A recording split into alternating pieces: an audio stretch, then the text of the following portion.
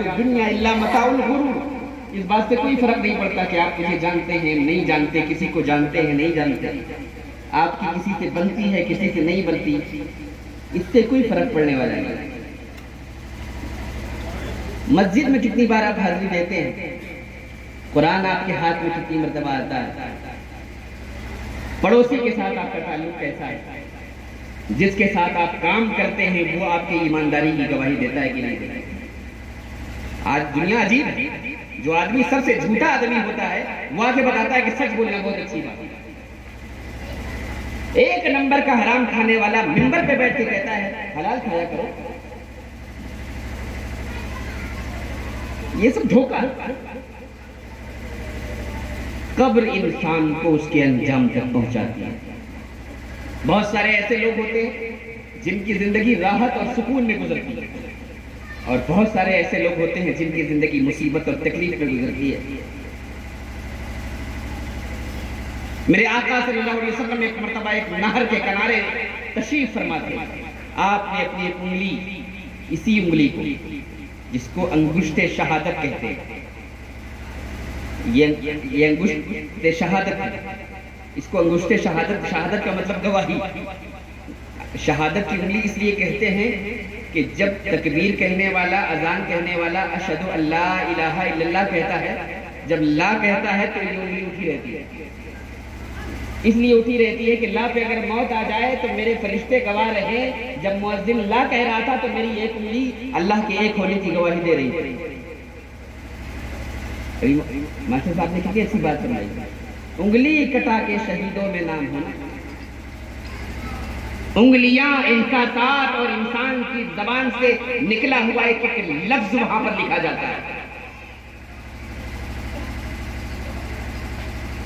मेरे आका ने अपनी इसी उंगली को एक पानी में डाला, उसके बाद निकाला और सहाबा से कहा, ऐ मेरे सहाबा, तुम्हें मालूम है कि दुनिया की जिंदगी की मिसाल क्या है?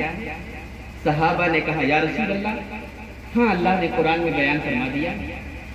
अल्लाह के रसूल ने फरमाया, है मेरे सहाबा, ये दुनिया की जिंदगी बिल्कुल ऐसी ही है कि कोई आदमी समंदर में अपना हाथ डाले और उसे निकाले तो कितना पानी निकल जाता है,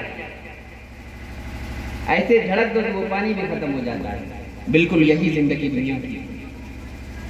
लोग समझते हैं कि हम ना होंगे तो हमारी औलाद कैसे रहेगी, हम ना होंगे तो दुनिया ये कैसे चलेगी। हजारों आए गए चले गए इसी फरेब में, हम बहुत अहम हैं इसी वहम में हजारों चले गए। कोई अहम वहम नहीं है इस दुनिया में, और किसी के जाने से ये दुनिया नहीं रुकने वाली। अल्लाह ने जिसे पैदा किया है तुम्हारी औलाद को, उसे वही रिस्क देगा और उसके नसीब में जो लिखा है अल्लाह देगा उसको। किसी के रहने से किसी की बिगड़ी नहीं बनती और किसी के जाने से किसी की किस्मत नहीं बिगड़ती। इसलिए हमेशा इस बात पे सोचना चाहिए कि हम यहाँ से क्या लेके जा रहे हैं, हम अपने लिए क्या ले जा रहे हैं, और एक एक चीज काम आती है। देखिए, एक हदीस सुना तुमने, मेरे आका सल्लल्लाहु अलैहि वसल्लम मदीना तैयबा की जमीन है, आका करीम सल्लल्लाहु अलैहि वसल्लम मदीना तैयबा के कब्रिस्तान में चहलकदमी फरमा रहे हैं। इज़ मर्रा अला कब्रैन, रसूल करीम सल्लल्लाहु अलैहि वसल्लम दो कब्रों के पास से गुजरते। मुस्लिम शरीफ की हदीस है, मिशकात में भी है, सुनिए इसे। आका करीम दो कब्रों के पास से गुजरते, चलते चलते मेरे महबूब के कदम रुक गए, ठहर गए। आप चल रहे हैं, चलते चलते वहां ठहर गए।